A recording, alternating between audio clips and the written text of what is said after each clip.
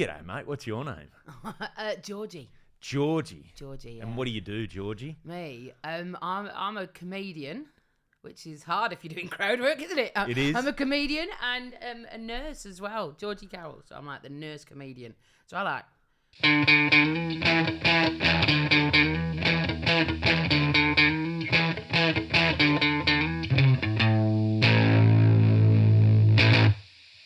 Hello, welcome back to another episode of Crowdworkcast. My name's Andrew Barnett. Thanks so much for joining me.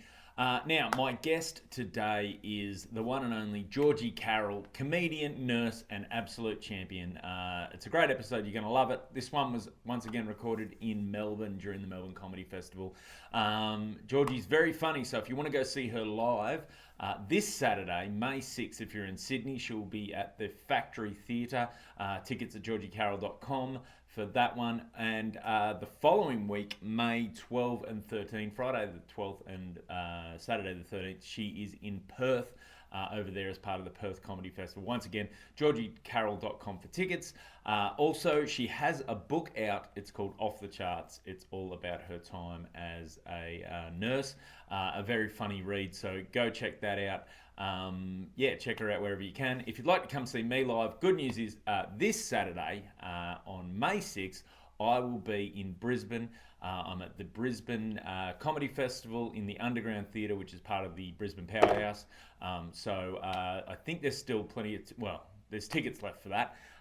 So come along, please do. If you'd like to see me in Sydney, May 20th and 21st, I'll be at the Enmore Comedy Club, the little wine bar there as part of the Enmore Theatre. A good fun time there, so buy tickets for that. Once again, if you'd like to get tickets, there's a link in the in my link tree in my bio of my Instagram, so grab tickets there. Other than that, if you're enjoying the podcast, please do like, subscribe, all that sort of stuff. If you're watching it on YouTube, comments, whatever you can do, subscribe to the channel. And if you're just listening to it, like, subscribe, leave me a review. That all helps. But other than that, this is an awesome episode. It's me and Georgie Carroll. Save lives, really, and go on telly. I'm pretty impressed with myself. Saving lives and going on telly. I'm about as useful as a person can be. That is, yeah, you were pretty much above criticism for the last 2 years, nurses, aren't you? We're going downhill again now. We're striking. Everyone's pissed off with us again now. It's that Thanks one. Thanks for that, people. It's that one job that, everyone. Like, there's only a certain level of criticism people will get to before they're all of a sudden they're in a hospital or something, and I need this. We're kind of angels till we want paying properly. That's about where it stands. Yeah, I think it's kind of something we're meant to just do as good daughters. Is looking after people. It's same as childcare. All of them things. It's like, nurses are it's one of those jobs where so full disclosure, my son when he was little had leukemia when he was 4, and then so he's had the treatment. He's all good now. He's 12 and he's kicking ass and how terrifying. Little too much energy, if you ask me. But but the range of stuff the nurses had to do always fascinated me, because it goes from everything to that you could basically ask a cleaner or a janitor who's I hate saying it, but the unskilled sort of the job you need no qualifications for, right through to you need to get the exact measurement of this quasi. It's huge. I think people still struggle to get with the idea that it's a profession. Mm. Can you believe, right? So to be a copper, and I love coppers too. Yeah. Right. So when people talk about pay equality, people are like, they get paid the same per hour at my work. Right. Now what it is a generally female-dominated profession. So nurses, 1 in 10 is male.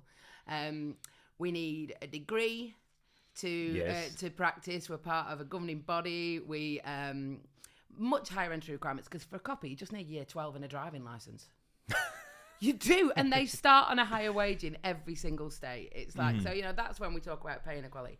But I feel like we're in a better position than ever to maybe get a big chunk of what we deserve. Well, now's probably the time for nurses because you have come off that 2-year period of everyone going, oh shit, I'm glad I'm not doing that. Yeah, if you're looking at if people will turn up more if you pay them properly, it's a public holiday weekend this weekend. Yes.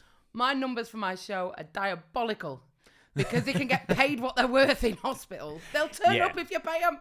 That's exactly right. And nothing like any of those jobs that are like that, what you classify as first response jobs. So Yes. the ambos, the nurses, the doctors, the stuff that we can't afford for them all to have public holidays off. Because I'd imagine a Friday night public holiday weekend in an emergency department in a hospital is probably busier than your average only we night. could stream it for MTV. Oh my God. It is everything. I've seen somebody throw a chair through an automatic door. I mean, how fast do you have to be with your arm? Good bowler. Do you know what I mean? Yeah. Like, normally it would just open. Not only did that, he then shat in the glass. So it was like no one could get near him because it was glass, and it's just crazy. The triage is crazy. That's a real power move, isn't it? Not only am I going to make this space dangerous, I'm also going to mark it. I'm going to mark this territory. I noticed you treading carefully before about cleaners and unskilled in hospital. It's a definite skill set. I saw a cleaner that day have to decide whether to put a shit in a sharps box or down the toilet. That's, yeah. That's, like, where does it go? And we're like, I don't know either, mate. Yeah, the WHS manual doesn't really cover glass-ridden shits. No, it really doesn't. That's fantastic. Yeah. I don't. Well, I think I've got the clip for this episode anyway already. This is great. I've got a clip that'll go online perfectly. Well, yeah. Yeah. So you obviously you and I worked together last night down at Silent Comedy. Yeah. And we've worked together not a bunch, I don't think. No, I don't reckon. Because you're Sydney, right? I don't tend to do Sydney unless I'm bringing my own show. In terms of club comedy, it's a pay-to-play area if you don't live there. Yes. And I'm a bit past sleeping on people's sofas. So, yeah, if you go there and you can play 2 clubs in a night, you still haven't covered your food, your transport, and your accommodation for the night. It's just not financially viable to travel there as a comic. No, that's what I find. I think it used to be better because we used to get more people visit. Yes, but the flights are so much. Yeah, and now you flights can't do are much, accommodation, like property, like just rental prices, everything is that much more expensive at the moment. Yeah. And the pay has not gone up. It's still rubbish. So it's just, I feel like we're in a point now where, like, guys I used to see lots. People get to a certain point where now it's just you don't see them anymore. Yeah, I mean, because you've got so many rooms in Sydney. Do you bother trogging out of there at all? Like, do you go and do the Queensland scene or that? I'll go up to do Brisbane. I'm going to do Brisbane Comedy Festival, but I will go do Brisbane probably later in the year. I'll probably get over to Perth. Adelaide, I don't know where you guys are at. We don't have a comedy scene at the minute. Yeah. Because we do have a comedy night and things, but no, we don't have it's not worth you coming over because for one night you fly in, you get paid once. You've got to kind of do a 2-week stretch somewhere to make anything worth it. The old Rhino room, you used to be able to come in and it was worth it. Yeah, so we've still got a Rhino room. It's just, it's same as everywhere else. It's a different playing field to what it used to be. Yeah, and that's so, like, I'm actually going to, it's weird that you say that because I've been talking to, I'm mates with Mickey D. Oh my gosh. Adelaide. That boy. I love him. Yeah. I think I'm catching up How with is him he tonight. not the most famous thing in the world? Oh. He's the funniest. He's the best MC. Michael Dwyer. Patrick Dwyer, if you're looking for him online, or Michael Dwyer. Yeah, he's just everything.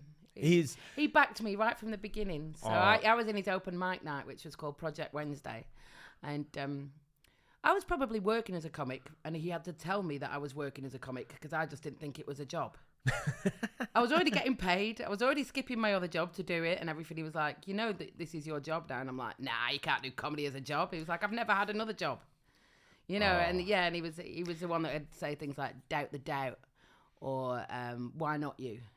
He is he's an amazing. Like, I've never got off the phone with Mickey and felt worse about where I'm at in life. Like, he's always just got that way of going, mate. And you just get off and you're going, yeah, I know, I can. Yeah. Why aren't I should do that. I should do. And like, yeah, he's got that beautiful belief in you. But I think 100% the exact same thing. I cannot for the life of me work out why he's not. There's a lot of luck involved, isn't there? Everybody knows him. But well. And he's universally liked, and he's one of those guys where no one's really got like, oh yeah, no, I don't.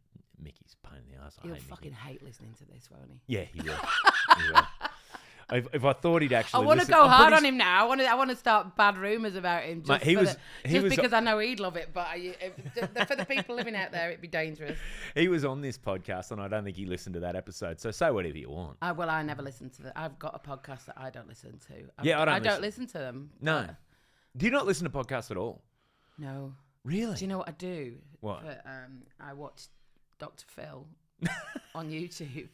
That's like my brain burn. You're relaxing? Yeah, that's my kind of. I just watch people's lives going really badly, and then I'm like, I'm doing all right.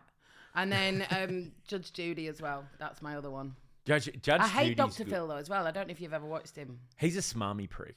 He's a smarmy prick. If I had a kid on drugs, I would definitely send it to Dr. Phil. He's got all the resources. If I had a slutty teen, I wouldn't send her there because he's obsessed with how pretty they are. I'm not saying really? he's just I like, haven't watched it, she mate. was a beautiful girl and now she's living in a dumpster. You know, like it's always about how hot they are. So yeah. Yeah, which is feeding into probably. Get him out on the people smuggling circuit. You know, so I think he's problematic, but he's retiring soon. He's realised he's problematic. But he also, I don't think he's a real doctor, is he? No, he got rid of his registration so that he could give out advice but not get sued for it as a doctor. And I'm going to say psychologist. Is it a real doctor? You're qualified to tell me. I don't know. Like, he's a forensic psychologist. So he's just in family court, you know, like just saying, I think the mum's poisoning the kid against him. But I'm pretty sure... do you know what? If I'm wrong, I'm going to get slated. But, it's all press, isn't it? Well, I think psychiatrist is a PhD. I don't think psychology has to be. Well, psychiatry, I think you have to do at least here, you got to be an MD first. Yeah. And then whereas you psychology, I think you can get your PhD, but you can also just be quite skilled and do it for... Mind you, I don't know if you've ever had a psychologist. I love a dabble. Yeah. I love just chatting. So I have had a couple, and I'm pretty stable, but I don't think I get much out of it because all I do is show off. Oh, really? I treat it like a podcast. Yeah. I've got an audience of one, Yeah. and they're interested in me. They have to be. Yeah, I tell them all the crazy shit I did all week, and so I think I'm paying for nothing there. I've had, I don't know, I've never really checked the qualifications. You know, you get the services. I've had them before, and I find it good just because it's talking, but it's that more someone just asking you, like, Checking they don't in? they don't in my experience, they're like, yeah, okay, yep, and then how do you feel about that? the best advice I ever got, which is almost a Mickey D, like I could have got it from Mickey. It's the kind of thing he'd say to you. He just this guy said to me, and I was like, I feel like this, and he goes, yeah, but he described, like, I forget what I was struggling with, but I was like, it was something like where I was feeling bad about myself, like I wasn't doing, like, being as good a person in, like, I think it was to do with the kids, not doing. Oh, they do make it hard though. Yeah, and feeling guilty about not. You know, and he goes, okay, and then he got me to talk through, and he goes, now if someone told you that they described their week and talked about their kids that way, would you think they're a bad dad, like one of your friends? Yeah. And I was like, no. And he's like, well, stop beating yourself up. And I was like, oh, fuck, all right. Yeah. Like, I was like, oh yeah, if you just, he goes, that's all you got. He goes, just think, try and put yourself outside your space and go, if this was your mate telling you, I did, and you got to do it honestly, be 100% honest with. I go more the like efforts that. you're making. What would, if my kids were feeling like this about something? So I get less of it as I get older, but traveling for work. So like I say, there's not a ton of opportunities for comedy in Adelaide, so I'm constantly on the road, probably 2/3 of the year, which is a lot as a family woman and a mum. Yes. It's an awful lot. And I would sort of think, am I doing the right thing? But it just feels like exactly what I should be doing. It's a job. It brings in an incredible income that we would never have had from nursing. It fills my heart with joy. It's all of those things. And I have to put it, because my family are mad for sports. I couldn't give a shit about sports. I watch any team sport. It might as well be a screensaver. I've no fucking idea what's going on. We're going to talk some sports in a second. We could talk sports. I'm so eloquent about how I don't understand why some are sports and some aren't sports. Anyway, so, but I always think, I kind of say to him, so Robbie's birthday is during Melbourne Comedy Festival, so he's my 16-year-old. So I've missed it for 7 years now. I've not been at a birthday for him. We do it after. Tell me 16-year-old. You're 16 and 18. He's not actually 23 and you've just not counted the ones you've missed. No, I haven't done that. So yeah, and I've missed all of them. And I explained to him, like, imagine, because he's a Aussie football player. That's his passion, And I go, imagine it was your cup final or your grand final or whatever it is on Mother's Day. I wouldn't make sure that you did Mother's Day instead of the grand final. I'm like, this is the grand final. Melbourne Comedy Festival, in Australian terms, is the grand final. I just have to be there.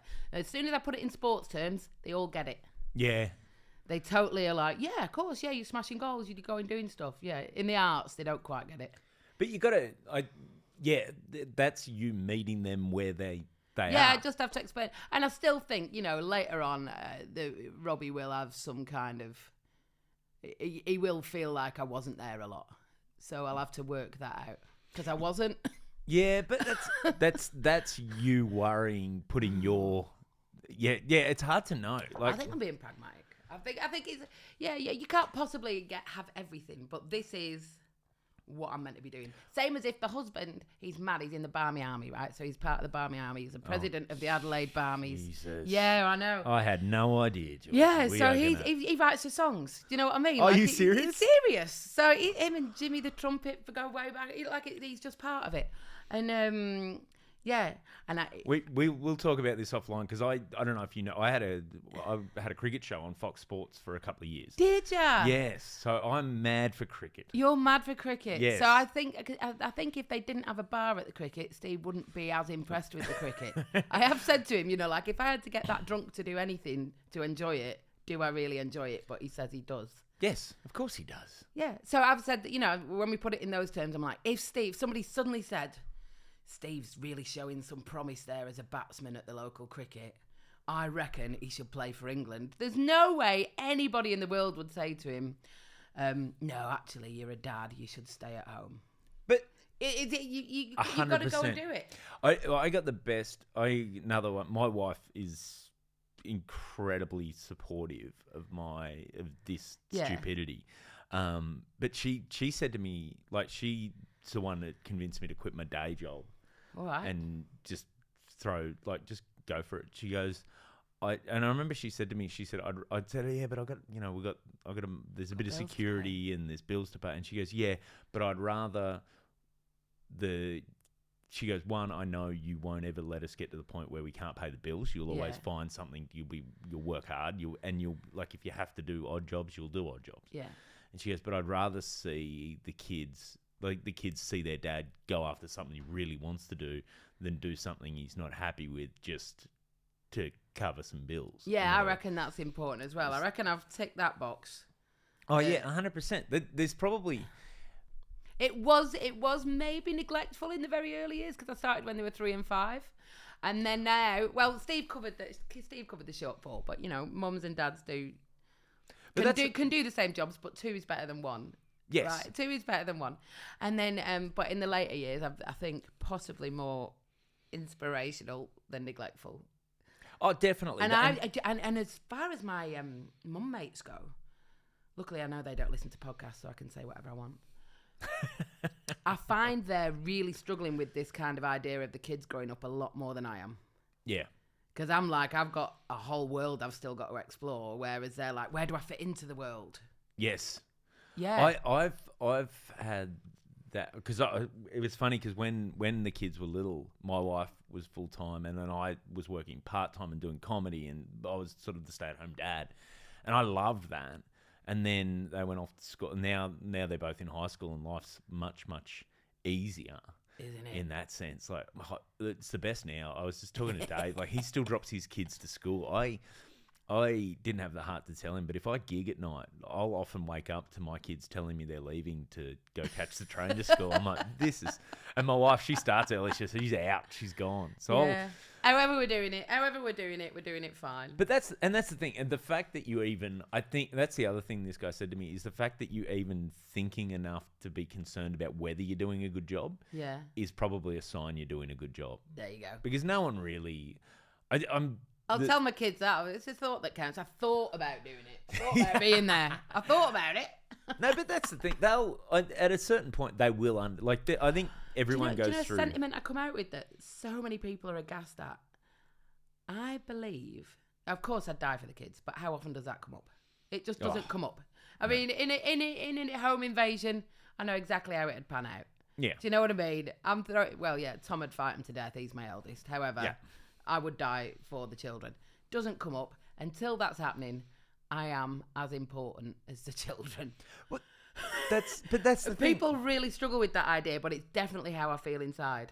But there's no, like, I'd rather be a parent who is, like, if your only job is to get to the point, to get to adulthood, have kids, and then subjugate yourself to those kids, then all that they've got is to look at it and go, okay, why would I become a parent? Because then you're secondary. The whole idea, no one grew up wanting to be an adult. Yeah. The fantasy wasn't like, oh, you get to be an adult, you get to look after your kids all day. Yeah. The idea was, you get to be an adult, you get to do whatever you want.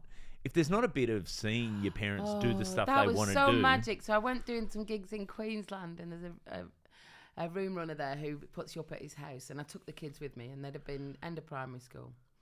And this room runner, he's having the best 30-year-old life, right? He has Zupa Dupas for breakfast. I think I know who you might be talking about. He has Maccas when he wants. He's polyamorous. He lived at the time with a trained assassin that didn't kill people. I mean, he's got VR headsets. He's got everything in it. So we get there, and my 12-year-old Tom is just like, we're living there for a couple of days, and he was like, Mom, do I not have to get married when I'm older? I'm like, no, you can. So you don't have to, because of course in his circles everybody's married with kids. He just thought that. He's like, so I don't have to get married. Do I not have to have kids either? I'm like, no. Oh. And it like totally blew his brain that you could be an adult. And because I often think of this room run, I think 9-year-old you would be so proud of yourself right now. You've got a couple of sausage dogs that skateboard and shit. You know, like you are the coolest adult your 9-year-old self could have invented. That's it. And there'll be times where your kids, through their thing, they don't realise how cool you are as a parent.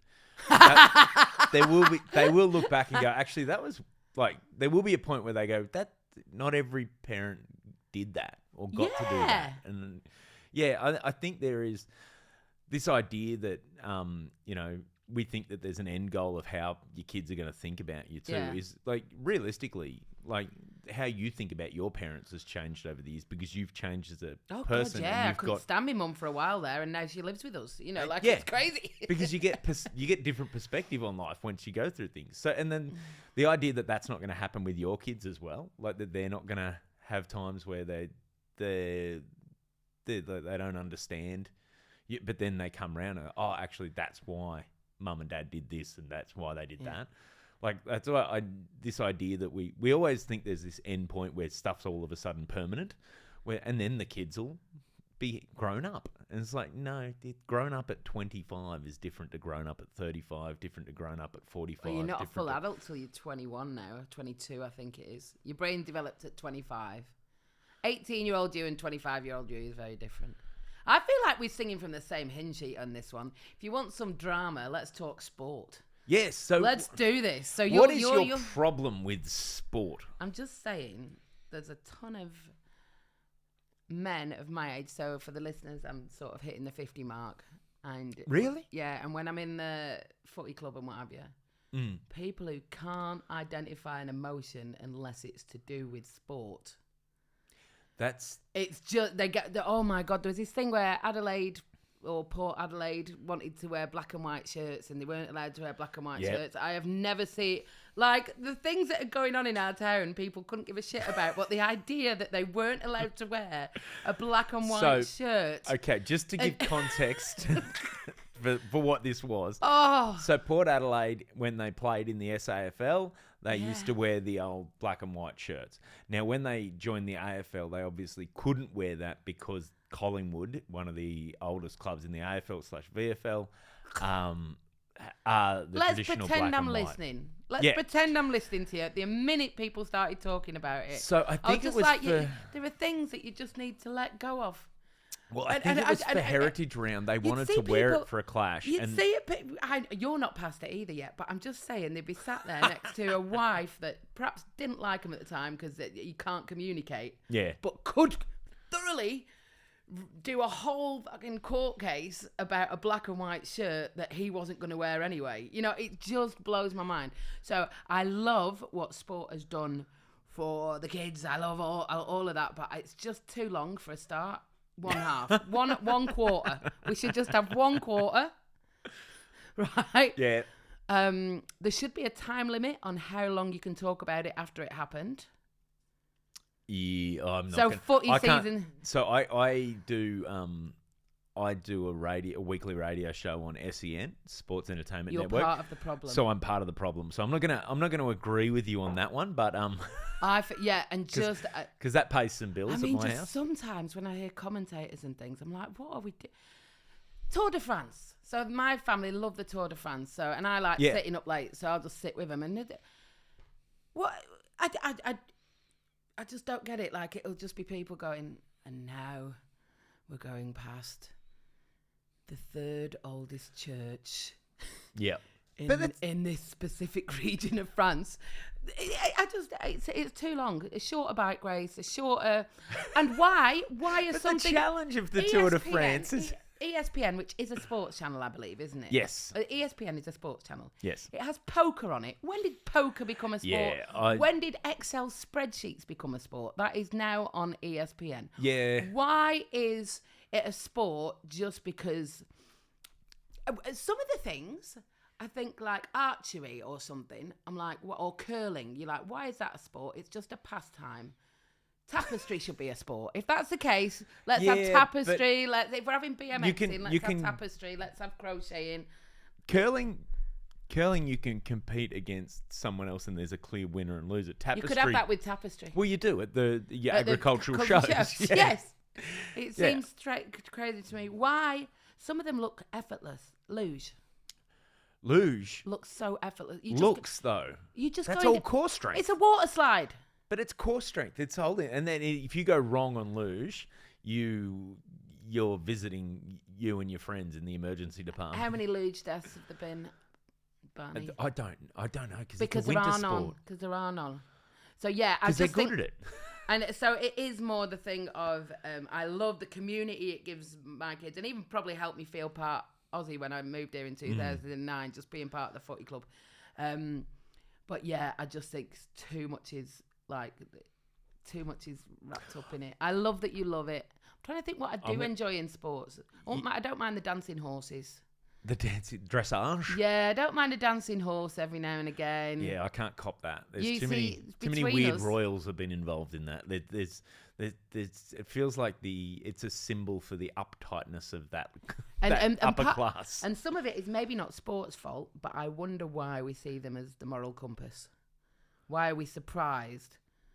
When sports people do bad things after at 19 they're given all the money in the world and then introduced to performance enhancing drugs and probably a bit of cocaine, and I get that my kid wrote every morning talk was about Patrick Dangerfield just for a good long time, so they do admire them, so they've got some kind of responsibility to be not I've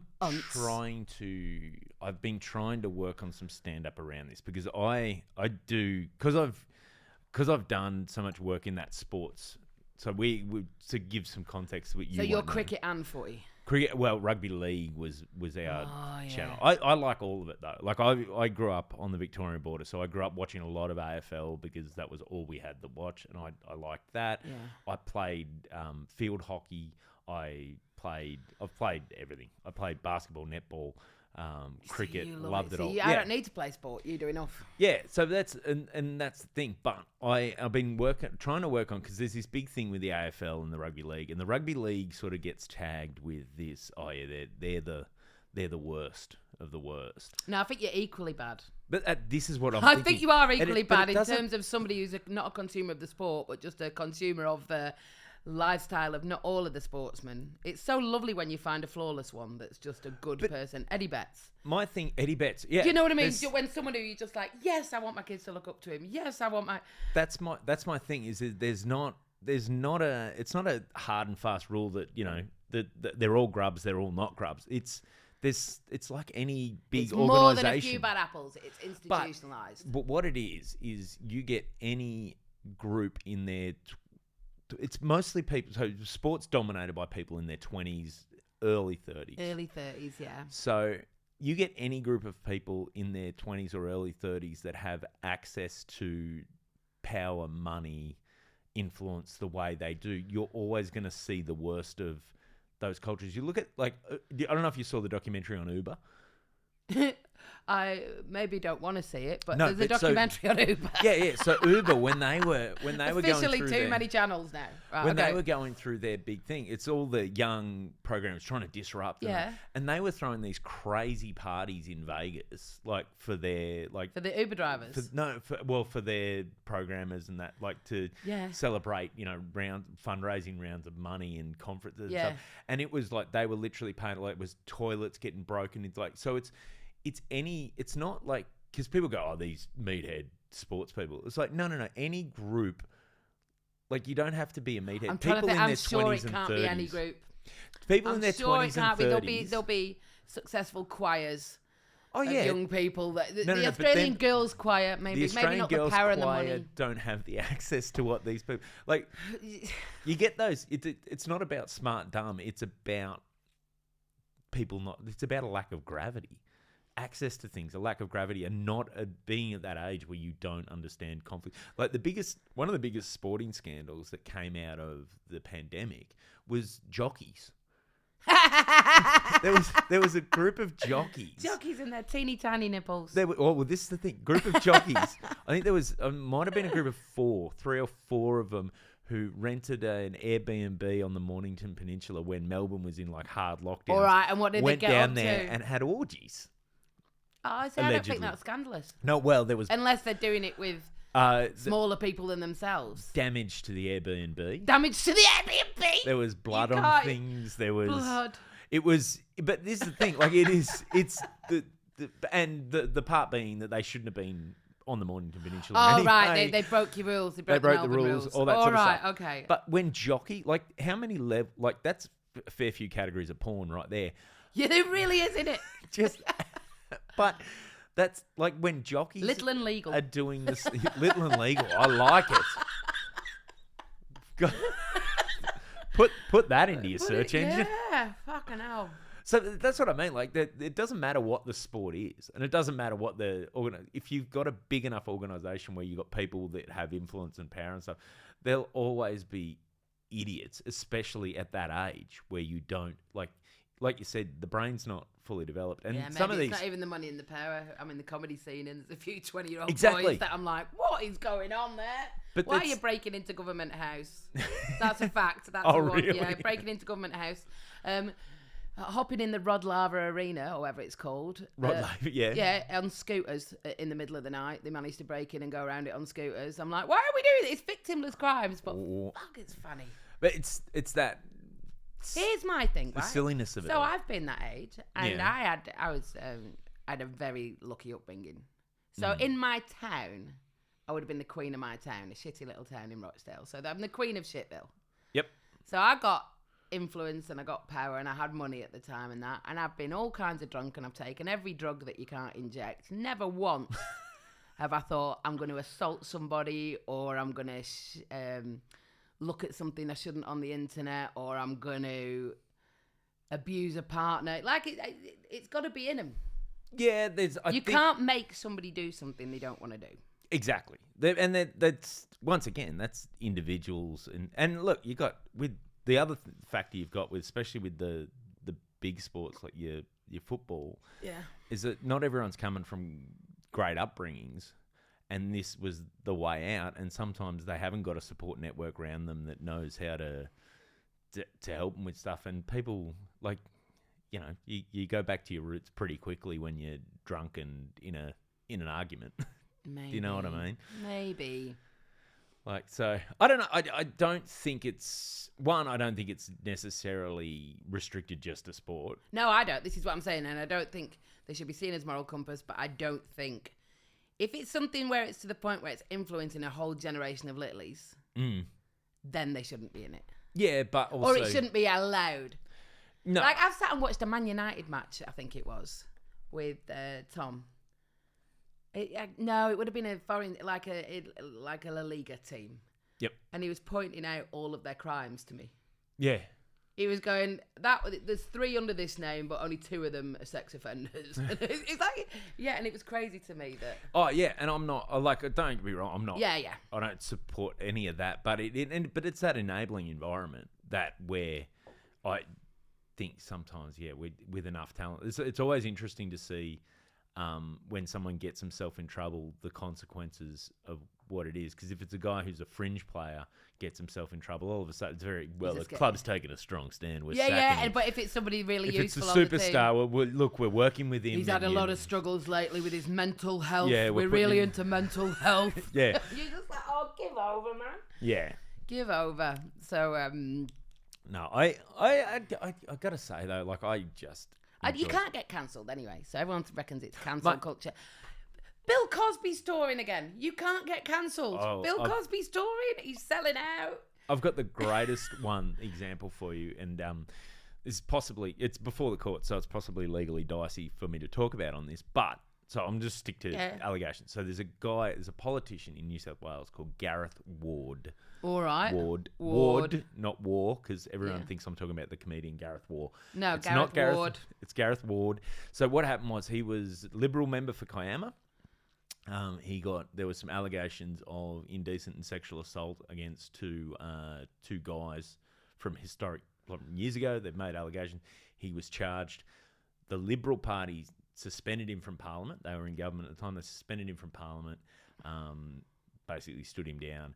He ran in the state election that we've just had as an independent and won his seat while he is on, like, this is still going through the courts. He literally, on the Monday, had a court appearance where he went to court and said, "Not guilty, Your Honour." And then the next day they declared him the winner of the election. He's like a little learner Trump, isn't he? Oh, it's amazing. And it's like... It's a fascinating case because I can't work out if it's the most evolved electorate in the world or the most fucked up electorate in the world, because it's like, in ways it's both, but like it wasn't that long ago rumors of a politician being gay would have just ruined their career. Yeah. This guy is a gay politician, but he's been accused of basically indecent and sexual assault crimes. Yeah. And it's all it is. It's accused. You He's can been be charged. both. It's going through.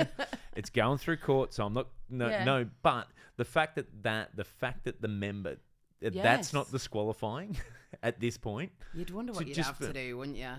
Luckily, I've never ever wanted to be in charge of anything. This is probably my problem with team sports. I don't want to have to work with other people on anything. But I don't get what goes through the mind of the voter who's sitting in the booth looking at that thing going, look, I don't love that he's been charged with these crimes, but I'm not voting for the Greens. Yeah. Do you know what I mean? Like, how bad a candidate do you have to be not to be able to beat the guy who is literally... well, I don't know if you've got international listeners, but I look at that voting form, I've no idea what I'm doing. It's just too complicated. Yeah, but... If you haven't grown up with it, I'm just ticking... The first time I did it, I voted for all the wrong people because I just went in blind and it was like family party. So I'm like, yeah, I got a family. It'll be about that. And, like it was just the whole kind of... the aged care party was something to do with euthanizing old people. And I'm like ticking it and... Yeah. They've got a good sell, haven't they? Some of them have got, those beautifully euphemistically named... Like, the one that gets me is the Animal Justice Party, which you go... Oh, justice for animals, I'm all for that, but they don't I'm half for that. They don't think any animal should be owned. So there's people in that party that think you should just no one should own an shuttle animal. the zoos, let the animals out. Pets. I'm kind of let on them board go. with this now. Let everything go. It's like nothing should be like. I'm like, wow, that is like the practicality of it is not.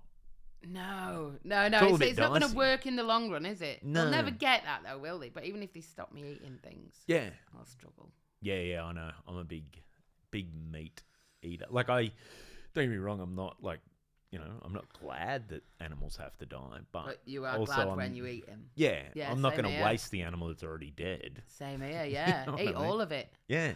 Isn't that funny? That's one of the things too that you notice. Like the American Indians get all the time. Everyone talks about they used every part of the buffalo, and then when you eat a hot dog, people go, "Mate, that's lips and anuses." It's like, yeah, It's the exact same I thing. love that idea that yes, I'm just trying to use every part of the animal. Yeah, I went to Mavida. Have you been there here yet? I haven't. It's fancy food. Now I thought I liked fancy food, but it was too far. Too far? Too far, mate. Like, yeah, and I went big. I went bold. I ordered 2 of everything on the menu. My mum was here. Ooh, someone's I was someone's having a good festival. I just don't like to miss out on stuff, so I was 2 of everything. And we got to the course that was chicken testicles and chicken brain.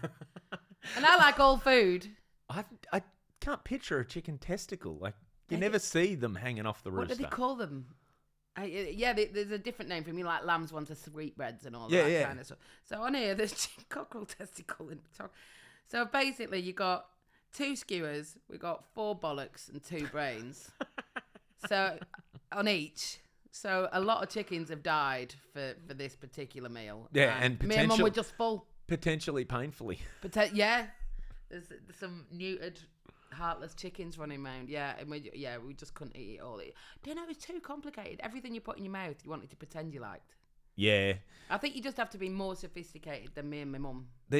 I think sometimes when you're in those real high end places, it's the pressure because this is supposed to be a special thing, and it's the pressure of maybe I'm wrong. If I don't We like definitely left feeling we were wrong. Yeah.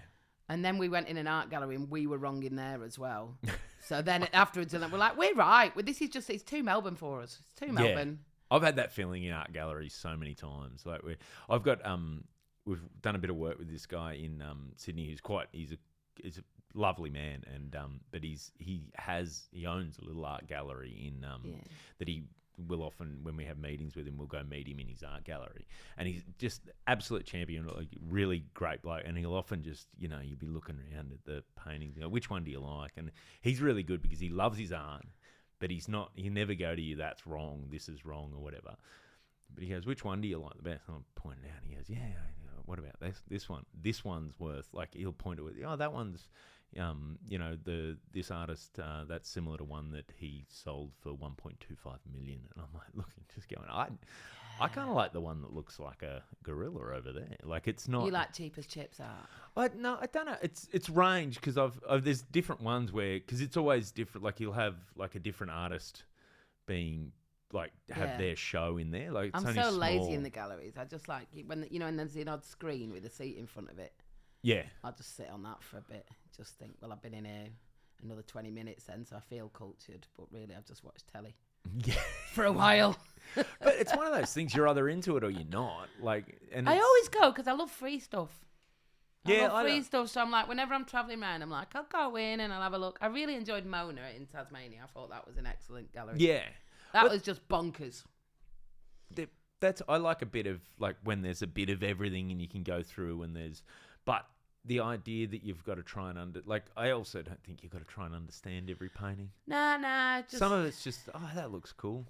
Yeah, galleries are good in hindsight. It's Yeah. what it is. You've spent a bit of time getting some culture. Also, if it's hot, they're usually air conditioned. Yeah. Which is and free Wi-Fi. Yeah, exactly. Especially if they've got a cafe attached to, you get yourself a nice little sandwich and a coffee, and you can buy yourself a $400 tea towel in the gift shop at the end. Yeah, it's funny. Do you know Sam Kisajukian? Yes. Yeah, so Sam, I don't know if you saw his most recent stand-up show, because he started painting in lockdown, and I remember I had a chat with him a while ago, and he's like, he goes, it's amazing. I made more in the first little bit of painting and doing that than I have ever made in stand-up, like years of trying to Oh my gosh. put shows on. I Like, don't it's think just, that would happen for me. no, it definitely wouldn't happen for me. I'm hopeless. His paintings are really good. Yeah. But he had this beautiful way. He goes, it's weird. It's like rich people want to own a little bit of mental illness. I'm like, Yeah. that's the perfect way to sum it up. I hope that's not treading on but yeah, a punchline of his or whatever. Yeah. But he is, it's very good.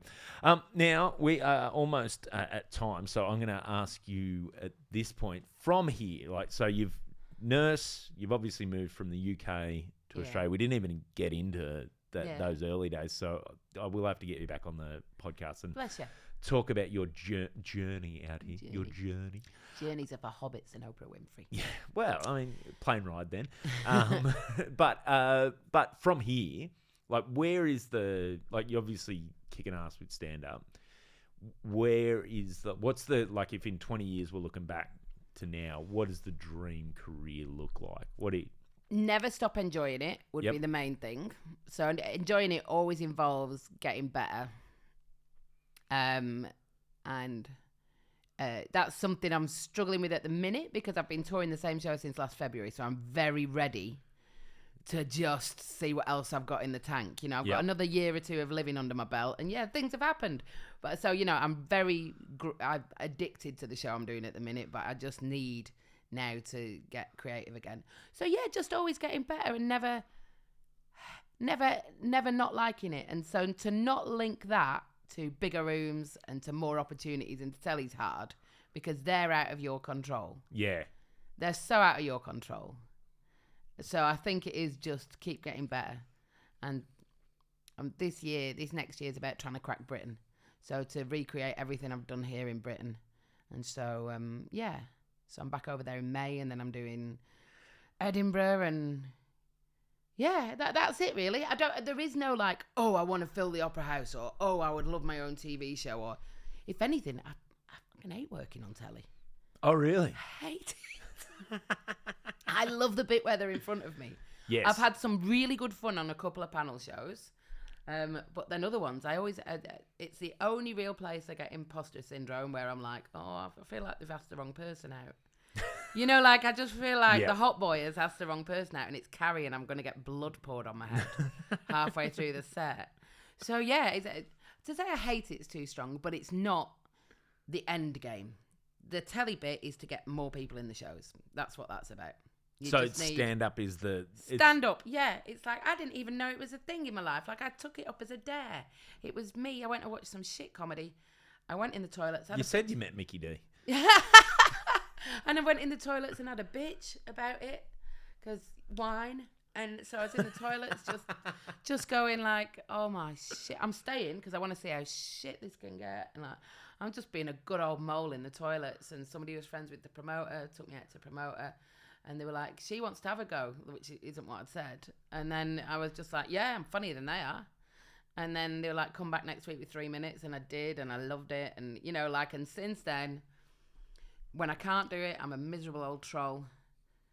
You say 20 years from now, so I'm 50 now, well, nearly 50. So I'd be 70. I hope I know when to let go as well. Yeah. I hope I know when to let go and to enjoy other things because this takes so much focus. And you don't want to end up like Mickey.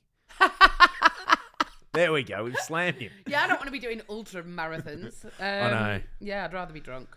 So yes. Yeah, I kind of, I get that. I think I want to do this as long as it's the creative urge that's making me want to do it. Yeah, rather than I've done very well at not being jealous of other people's opportunities or, you know, those things. And it's always just keeping grounded in the fact is I make my things so long as I like making my things, so long as I like what I give to people and that I'm still enjoying it. That's what I want to do. That's a great way of looking at it. I like that. That's beautiful.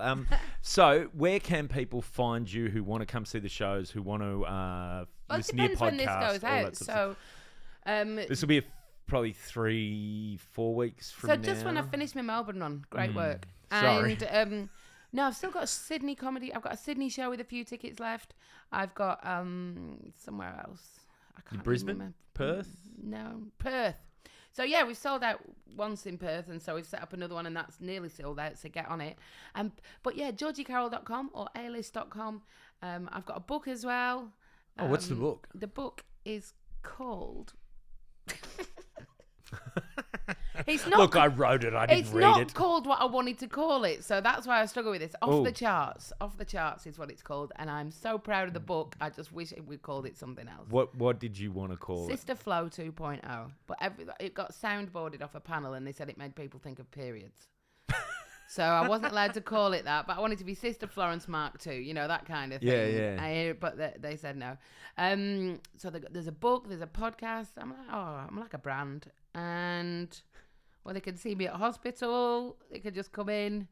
Yeah, they can see me all these places. You want to see Georgie? Stick something up your ass. Go into do that. go into the ED and say, I can't get it out. I need the funniest person here to help me. Yeah. Mate, thank you so much for doing this. Thank you for having me. And well, I'll definitely have to get you back on because I feel like we've just scratched the surface. There's a lot of years we haven't covered. Yeah, all right. beautiful. Cool. Thank you. See ya.